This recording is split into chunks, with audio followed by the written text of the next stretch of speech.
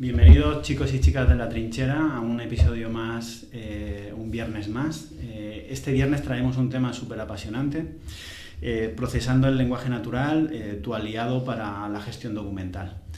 A tratar este tema nos hemos traído a un amigo, a Germán, que además está doctorado en temas de inteligencia artificial y además se especializó justo en esta rama, ¿no?, de la inteligencia artificial. Bienvenido, Germán. Gracias. ¿Cómo estás? Por invitarme. Muy bien.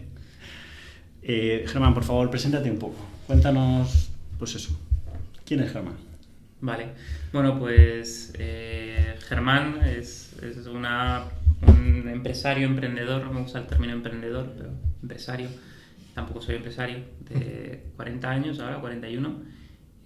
Germán empezó su andadura en el mundo de la inteligencia artificial en el año 2004-2005, cuando acabando la carrera de ingeniería informática, pues bueno, empecé a hacer asignaturas en torno a la inteligencia artificial. En aquel momento, pues un tema muy teórico, muy duro desde un punto de vista teórico.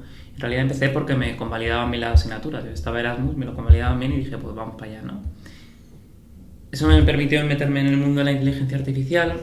Luego volví a España, empecé un doctorado en temas de traducción automática, también pues porque me vino bastante rodado, y es un doctorado que terminé en el año 2012. Es decir, mi doctorado es en traducción automática. Traducción automática es parte del procesamiento de lenguaje natural, pero parte de la inteligencia artificial. De por medio podríamos meter el aprendizaje automático. Cuando yo hacía el doctorado no se hablaba de inteligencia artificial, pero bueno, para que os hagáis una idea. Acabé la tesis en 2012, en 2014, después de 2 años de postdoc, empecé una empresa que es Sailing, de la cual soy a día de director general, junto con mi socio, que es Vicente Alabau, y la empezamos pues principalmente por 2 temas. Un tema de que pues al final lo que estábamos haciendo en la universidad era apasionante, pero no llegaba a producción, y eso nos generaba cierta desazón. Y luego, por otra parte, también, porque recordarán, supongo que recordará la gente que en 2014 pues arreciaba la crisis de deuda, estaba la famosa fuga de cerebros, fuga de talento, y eso me generaba también cierto descorazonamiento, ¿no? Ver cómo mis compañeros, mis amigos se marchaban al extranjero. Y decidimos empezar Sailing por esos motivos. A día de hoy ha cambiado mucho la realidad, pero por eso empezamos Sailing. En un primer momento nos dedicamos a un producto propio en torno a la traducción automática de comercio electrónico, pero ese producto propio pues no triunfó del modo que nos gustaría, de manera que en 2017 nos reconvertimos hacia lo que somos a día de hoy, que es lo que me gusta llamar una boutique de desarrollo de soluciones de inteligencia artificial. La parte de boutique, porque donde somos buenos, o donde creo que aportamos más valor, es en aquellos desarrollos con un alto nivel de personalización, con un alto nivel de valor añadido, donde hace falta coger una tecnología que está en un estado todavía un poco inmaduro, que está funcionando en el ámbito académico, pero todavía no está en producción, y llevarla a producción con todo lo que conlleva, ¿no? Coger algo que está todavía en el ambiente de laboratorio y llevarlo a producción. Una parte de I+D, una parte de operacionalización de los modelos de inteligencia artificial.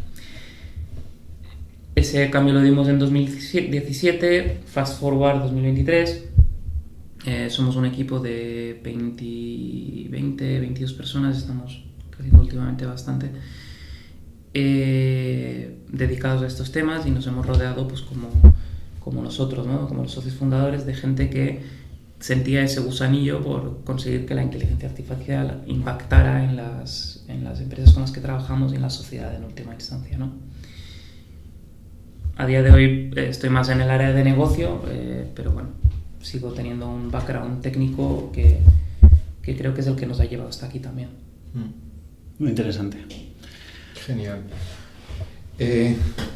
Últimamente hemos visto avances muy espectaculares. Parece que el salto que tuvimos a finales del año pasado, principios de este año, con ChatGPT, lo ha revolucionado todo. Hoy en día hablan de inteligencia artificial, se habla constantemente en las redes sociales.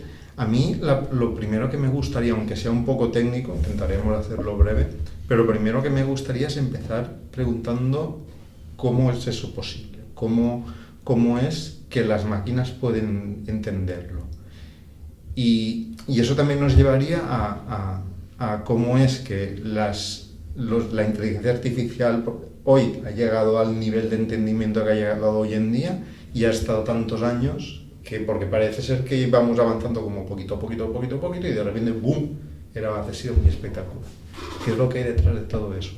Sí, pues yo creo que no conozco a nadie que no le haya sorprendido este avance que ha habido en los últimos meses, ¿no? De hecho, bueno, si me dieran €1 por cada predicción que he fallado yo en mi vida, sería millonario.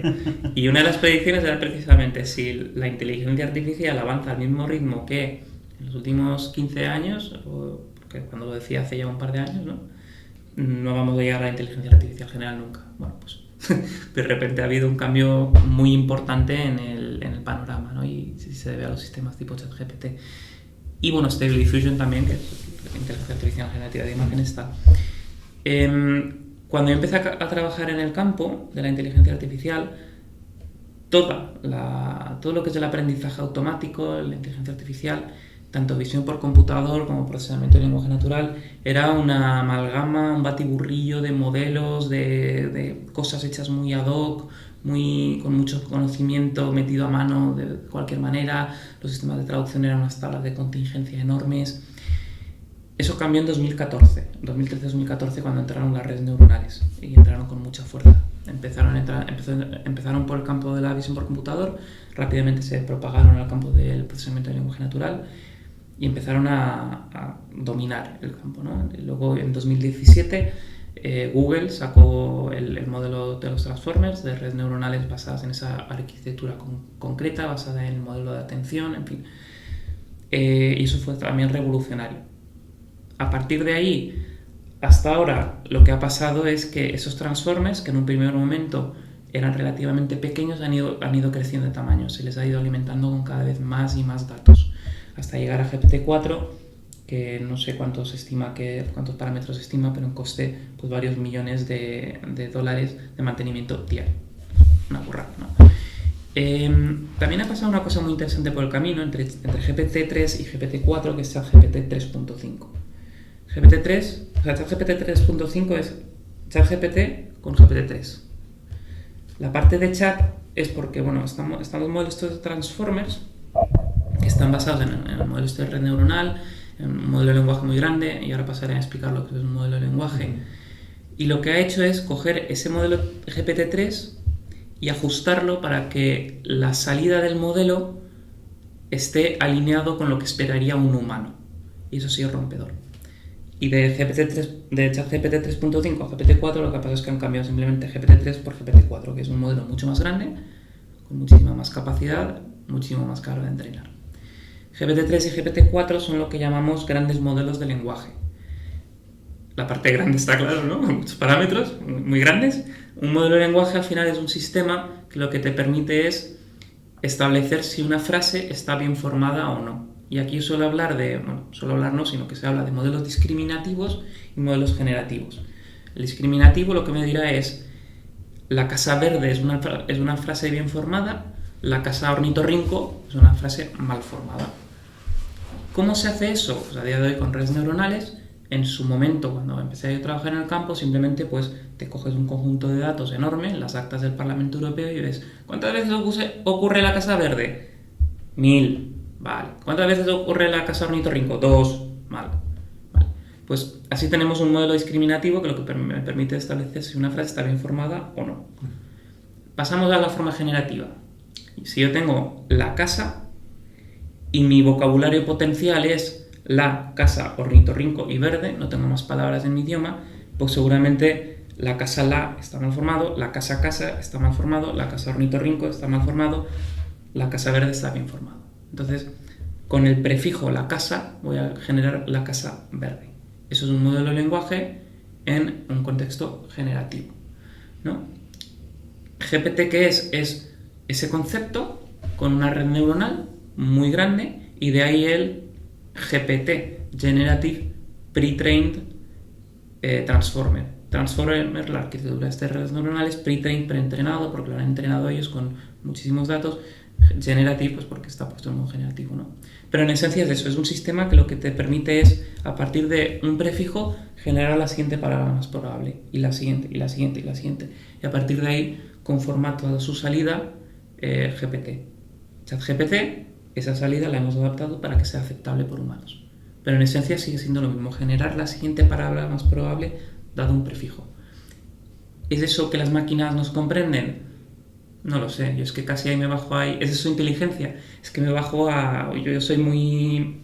O sea, de ideología soy muy científico. Yo creo que el cerebro son impulsos eléctricos, una red neuronal artificial son números. Al final, para mí no hay mucha diferencia. Lo que hay una diferencia en sofisticación. Entonces, ¿nos entienden las máquinas? ¿Qué significa entender? ¿Qué significa ser consciente? ¿No? Para mí llegamos a un nivel ya casi de filosófico. Sí. Desde luego. Esto es muy interesante. ¿Tenías alguna preguntilla? Con todos estos modelos, porque ahora, por lo que he entendido resumiendo, hemos pasado de un sistema en donde teníamos algoritmos o modelos muy concretos a grandes modelos que son generalistas, aunque supongo que la inteligencia artificial de la vieja escuela aún tendrá su cabida. Con todo este ecosistema, hoy en día, ¿qué es lo que se está haciendo? ¿Qué es lo que se está haciendo a nivel de procesamiento del lenguaje? ¿Dónde ves tú que porque por experiencia hayas visto que somos fuertes realmente con esto? Pues a ver, hay todo un tema de relacionar documentos con documentos, y esto a día de hoy se está haciendo todavía en procesamiento del lenguaje natural de la vieja escuela, pero creo que no tardará mucho en entrar en modelos tipo GPT, grandes modelos de lenguaje, y en parte también ha entrado. Bueno, relacionar documentos con documentos, ¿no? Y ahí podemos estar hablando de cosas como relacionar una oferta de trabajo con un currículum, relacionar un pliego de licitación con la descripción de una empresa, relacionar una ley que ha cambiado, una nueva ley que se acaba de aprobar, con una pila de contratos que tengo encima de la mesa para saber cuáles están afectados por esta ley que acaba, esta nueva normativa. Y ese concepto de relacionar documentos con documentos es muy genérico. Al final, desde un punto de vista de tecnología, es el mismo prácticamente, pero tiene un abanico de casos de usos tremendo. Entonces ahí estamos viendo que está habiendo mucho interés, y ahí no se están utilizando sistemas tipo GPT, pero se están utilizando lo que se llaman los embeddings de los sistemas tipo GPT. Los embeddings, ¿qué son? Pues son representaciones de palabras en un espacio numérico. Las redes neuronales procesan números, necesitamos representar las palabras en un espacio numérico. ¿Cómo se hace eso? Bueno, pues eso da para 10 minutos de explicación técnica, pero básicamente es, también mediante redes neuronales, pues pasamos de palabra a número, ¿no? Y estos sistemas de relacionar documentos con documentos están utilizando mucho los embeddings, y cada vez más los embeddings de grandes modelos de lenguaje. También estamos viendo mucha atracción en todo lo que tiene que ver con chatbots. Ahí hay muchísimo tema. Además, ahí los sistemas tipo GPT sí que han revolucionado el campo, porque los chatbots hasta hace cosa de un año eran chatbots pues de los que tienes que definir el árbol de decisión. Dices, bueno, pues si el usuario dice hola, entonces me voy por aquí, si dice adiós me voy por allá, hola tiene equivalencias con no sé qué semánticamente, tal. Un trabajo muy manual de definir la conversación. Sistemas tipo GPT lo que te permiten es obviar mucha de esa parte, y ahí es donde entro a lo que también estamos viendo que tiene mucha atracción en torno a sistemas tipo GPT, que es el concepto de grounding, que es, yo le doy al sistema tipo GPT, al gran modelo de lenguaje, un conjunto de documentos que, pues por lo que sea, me interesan, y ahora le voy a hacer preguntas sobre esos documentos.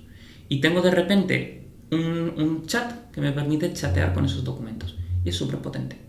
Desde casos de uso de gestionar la base de conocimiento de una empresa y permitir que una persona que acaba de entrar interactúe con esa base de conocimientos de la empresa como si fuera una persona, que eso es súper potente, ¿eh?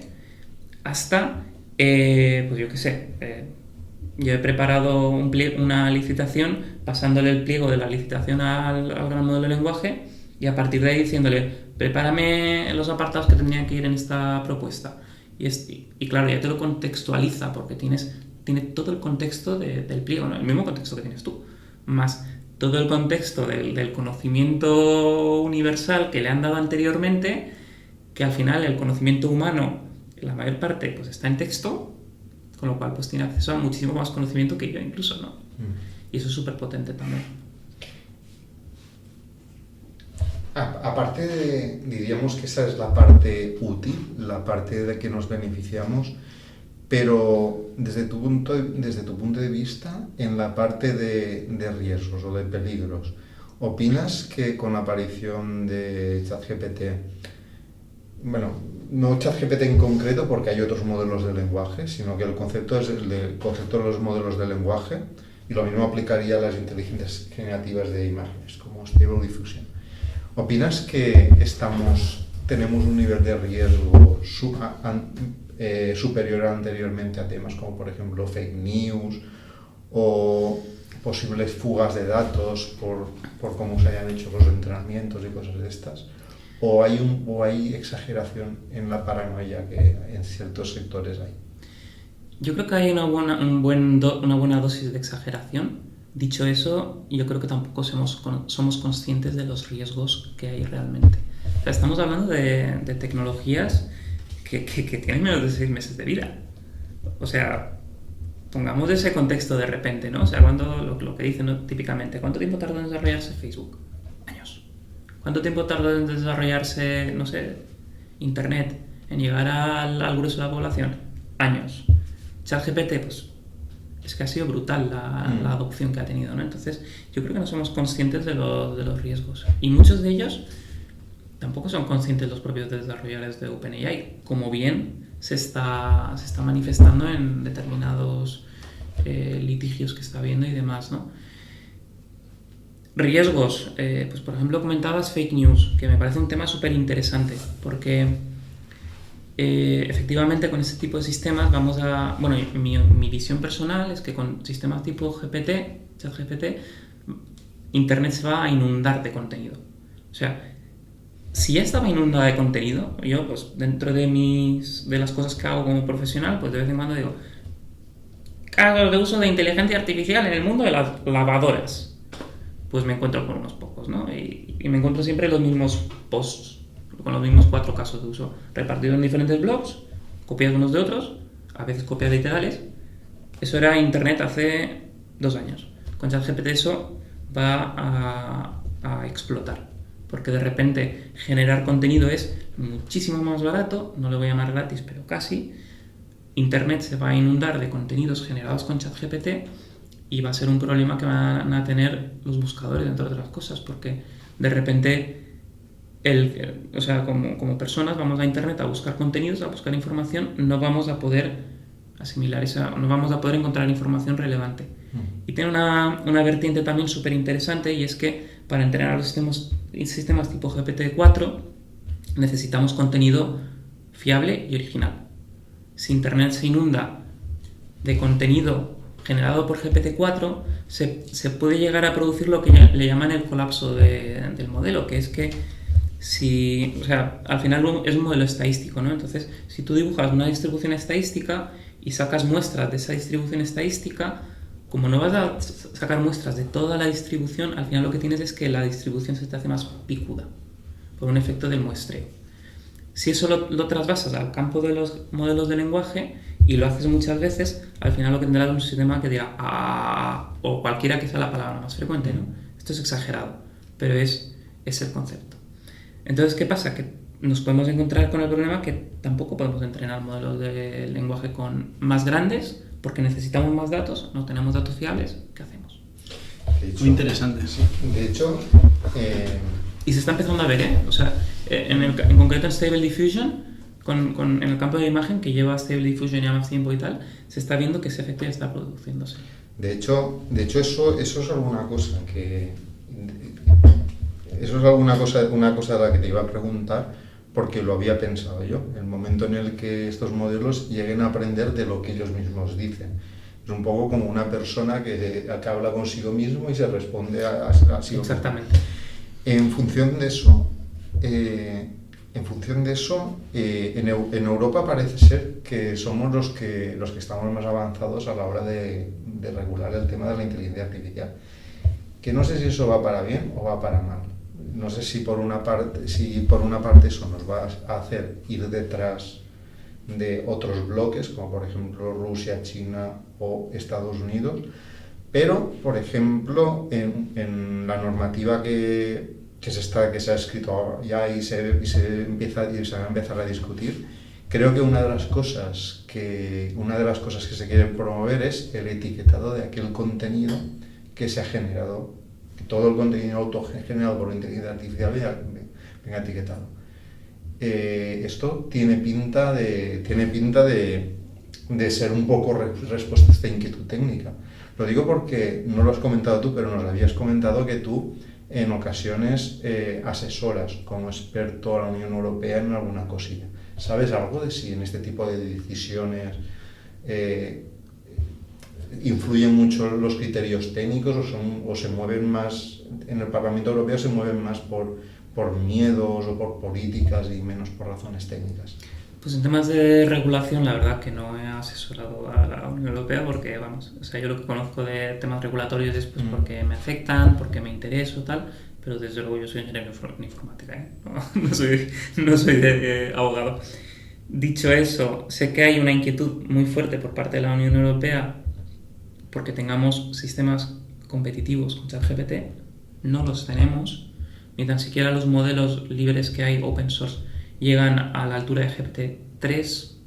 El modelo más grande que hay a nivel europeo, que es Bloom, lo estuvimos probando y pues al cabo de un par de interacciones empieza a decir cosas que no dirías tú en la calle. Entonces tenemos ahí un problema muy sólido, muy fuerte como región, diría. Y sé que en la Unión Europea son conscientes y sé que están intentando poner medios. Lo que pasa es que pues bueno, sus procedimientos son los que son, ¿no? Por la parte regulatoria, estoy convencido de que hace falta la regulación, seguro. O sea, la respuesta yo creo que no puede ser otra que sí. Dicho eso, tenemos que ver cómo conseguimos que esa regulación no nos ponga palos en las ruedas a nosotros mismos, ¿no? Tengo un muy buen amigo, Francisco Zamora, que es director de... Creo que es director, igual el subdirector y el director me da un cachazo. Es director sub. Exacto. En una empresa que se dedica a identificación biométrica, ¿no? Mediante caras. Pues ellos hace ya muchos años que el problema que tienen es que como en Europa la regulación de datos hace muy complicado recoger datos de caras, y ellos necesitan entrenar sus sistemas con caras, que están utilizando conjuntos de datos chinos. ¿Qué pasa? Que de repente tenemos un sesgo fortísimo hacia caras no europeas. O sea, y el tema de los sesgos y tal, que normalmente lo asociamos con temas de género y tal, aquí también lo tenemos, ¿eh? ¿Qué puede llegar a pasar? Pues que si llegamos si regulamos de un modo que nos ponga un palo en la rueda, al final no podremos desarrollar sistemas competitivos y dentro de 10 años nos tendremos que ir a comprar esos sistemas fuera. Y el problema que eso tiene, que es un problema muy fuerte, es que yo estoy seguro de que los sistemas tipo ChatGPT van a transformar la economía, no tengo ninguna duda, además de un modo muy radical. Y van a transformar el trabajo como lo conocemos, ¿no? Los puestos de trabajo. ¿Qué pasa? Que normalmente la tecnología históricamente no ha destruido trabajo, sino que lo ha convertido. Pero lo que sí que pasa es que la tecnología genera puestos de trabajo allí donde se genera la tecnología y destruye puestos de trabajo donde se consume. Si nosotros consumimos esa tecnología y no la generamos, estamos en el segundo caso y tenemos un problema. Pues esto es súper interesante, Germán, y la verdad es que no lo tenía pensado preguntar, pero a tu criterio... Estamos yendo por las ramas. A tu criterio, ¿qué tenemos que hacer en Europa para poder competir en este mundo? Yo no soy abogado, ¿eh? No lo sé bien. Más allá del nivel regulatorio, fomentar emprendimiento. A un abogado no le preguntes qué hacer. Si no está escrito en un libro, el abogado no te lo va a decir. Es más o menos como ChatGPT, un abogado. Bueno, peor, es como los modelos ante las tablas de contingencia. Que sabe evaluar, pero no, ya. Pues no te sé responder, la verdad, y lo he pensado, porque en el último proceso en el que estuve de evaluación de proyectos y tal, estaba esta pregunta sobre la mesa, ¿qué hacemos?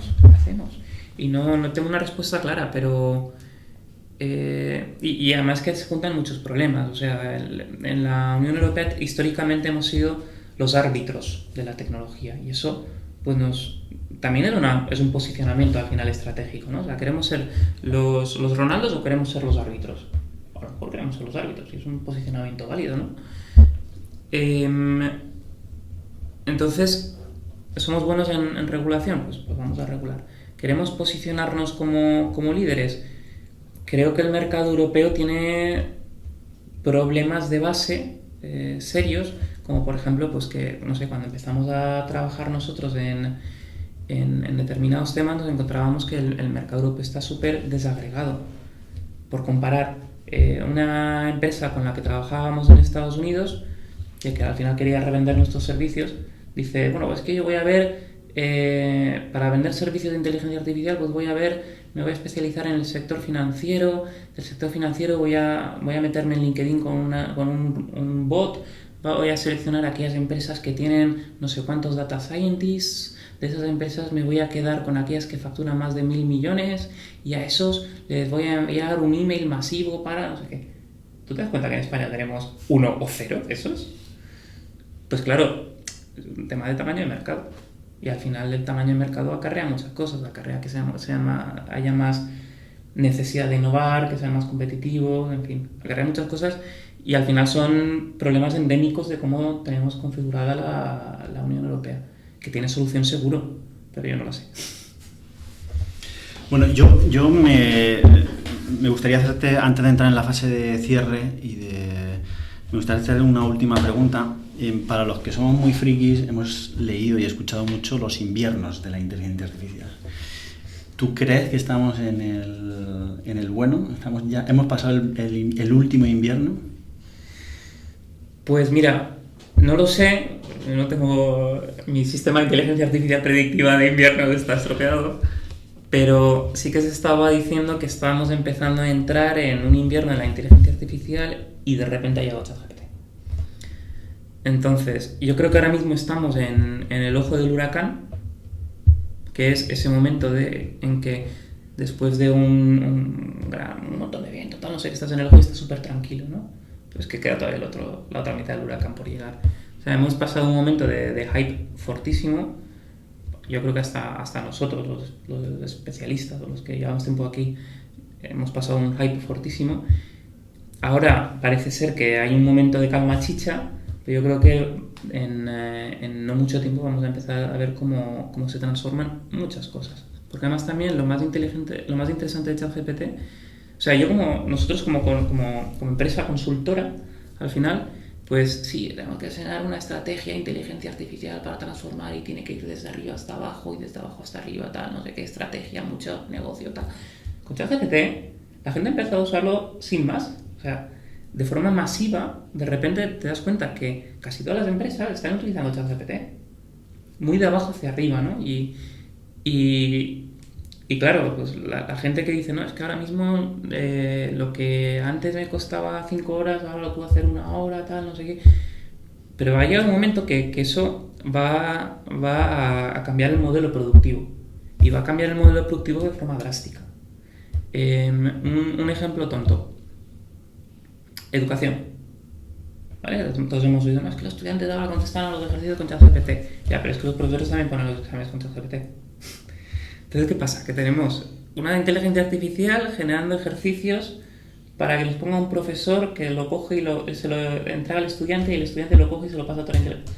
¿Tenemos al ser humano haciendo de interfaz entre dos inteligencias artificiales? ¿Qué está pasando aquí? ¿No? O sea, es sin sentido, claro.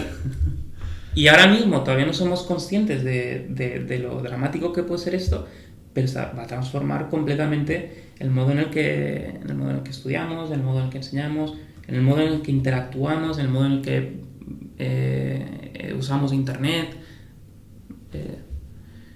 Y vamos, a lo mejor me equivoco, ¿no? Ya digo, mi bola de cristal está estropeada, pero es que yo lo estoy viendo. Muy bien. Pues Germán, vamos a entrar ya, ¿no, Bruno? En fase de cierre.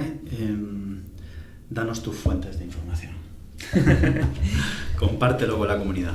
Pues bueno, la primera es nuestro Slack interno, que Evidentemente no puedo compartir, pero para mí es la mejor porque, claro, en nuestra empresa, como nos dedicamos a temas bastante punteros, pues siempre estamos pasándonos cosas y tal. Dicho eso, hay fuentes muy buenas. Para quien quiera empezar, por ejemplo, los cursos de Andrew NG de Coursera es una fuente buenísima. O sea, yo estaba acabando el doctorado, me hice Introducción al Machine Learning de Andrew NG y aprendí un montón. Y estaba acabando ya el doctorado. Y luego también tiene inteligencia artificial para negocio, que es desde un punto de vista más abstracto, cómo gestionar proyectos. Tiene cursos muy buenos. Algunos están en castellano, muchos, pero con subtítulos creo que están todos en castellano. Y luego también, por ejemplo, hay un canal de YouTube que es no sé si 1 Minute o 3 Minute Papers, que lo que hace es coger un artículo científico y condensarlo en un vídeo de 1 o 3 minutos, ¿no? Y son artículos bastante rompedores. También está muy bien Reddit, también tiene cosas muy chulas Reddit, grupos muy buenos. Twitter también es una buena fuente. Carlos Santana, sí, .csv también tiene vídeos muy buenos y ya un poquito más para públicos generales. Y bueno, en LinkedIn también se puede encontrar gente que publica cosas muy chulas. Muy bien, muchas gracias por compartir. Genial. Después de todos estos años de experiencia, porque tú desde que empezaste a estudiar los temas de inteligencia artificial han pasado una buena cantidad de años. Si tuvieras la capacidad de retroceder en el tiempo y encontrarte a ti de más jovencito, ¿te darías algún consejo que crees que te haría impulsar más o espabilar en un momento clave? Yo creo que a mí, yo de hace 20 años le diría, corre, huye despavorido. No, es broma. Yo recuerdo cuando estaba terminando el trabajo final de carrera que le dije a mi madre, es que ya estoy acabando, tengo ganas de acabar, tal. Y mi madre me dijo, Germán, es que después de acabar, pues habrá otros problemas y la vida es así, ¿no? Y tenía un poquito de razón, o sea, al final lo único que he visto real es el cambio. Y cada vez va a ser más así, y cada vez nos vamos a tener que enfrentar más a eso. De manera que le diría a mí yo de hace 20 años, haz lo que vas a hacer, prepárate y sé consciente de que vas a necesitar periodos de cargar las pilas porque el viaje va a ser intenso. Y muy interesante, pero intenso. Coge energía. Pues muy interesante. Pues yo creo que estaría todo, ¿no? Pues sí, muchas gracias Germán por compartir todo tu conocimiento con la comunidad. Y bueno, yo creo que aquí hay material para una segunda visita al espacio y contarnos alguna temática que seguro que se nos ocurre unas cuantas. Pues yo encantado, gracias a vosotros por la invitación y bueno, me hubiera gustado estar en presencial, la próxima vez pues que sea así. Muy bien. Bueno, por mi parte, claro. Bueno, muchas gracias a todos los que estáis desde vuestra casa, vuestro lugar de trabajo. Agradeceros la atención y bueno, nos vemos en el siguiente episodio. Muchas gracias. Hasta luego. Gracias.